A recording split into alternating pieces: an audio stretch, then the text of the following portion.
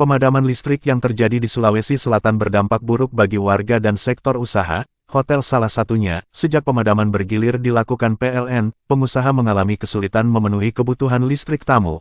Akibatnya, sejumlah hotel harus merogoh kocek lebih untuk menggunakan genset sebagai pasokan listrik alternatif. Masalah ini juga diperparah dengan masih kurangnya pasokan air, menyebabkan pihak hotel tak bisa memberikan layanan optimal. Beberapa hotel akhirnya harus membatasi jumlah tamu yang menginap agar tetap bisa memenuhi kebutuhan air dan listrik tamu hotel. Selain itu, dampak buruk lainnya adalah sejumlah alat elektronik mengalami kerusakan akibat seringnya pemadaman bergilir. Dan ini sangat berdampak pada usaha kami yang sebentar-sebentar mati lampu lagi, sebentar-sebentar mati lampu lagi. Bahkan beberapa peralatan-peralatan di hotel kami sekarang ini mengalami kerusakan yang disebabkan oleh seringnya mati lampu. Itu seperti itu. Untuk mensiasati mungkin Pak? Yang mensiasati ya mau tidak mau kita harus memanfaatkan genset. Genset yang memang harus standby setiap saat, kayak begitu masuk mati lampu PLN, ya genset yang lagi beroperasi lagi.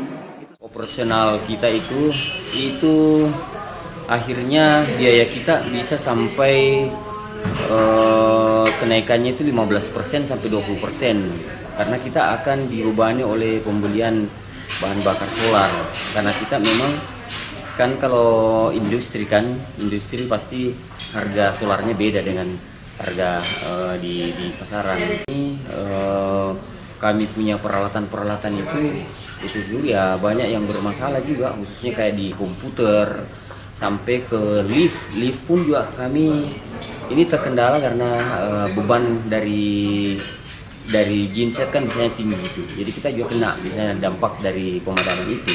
Kami dari pengusaha hotel ya, harapan kami semoga ini ke depannya kita tidak ada lagi pemadaman seperti ini. Mereka berharap PLN bisa segera menambah cadangan pasokan listrik agar para pengusaha hotel tidak lagi mengeluarkan biaya tambahan yang cukup besar sehingga berdampak pada penghasilan perhotelan.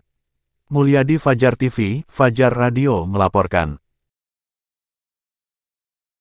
Terima kasih telah menonton. Jangan lupa subscribe dan share. Terima kasih.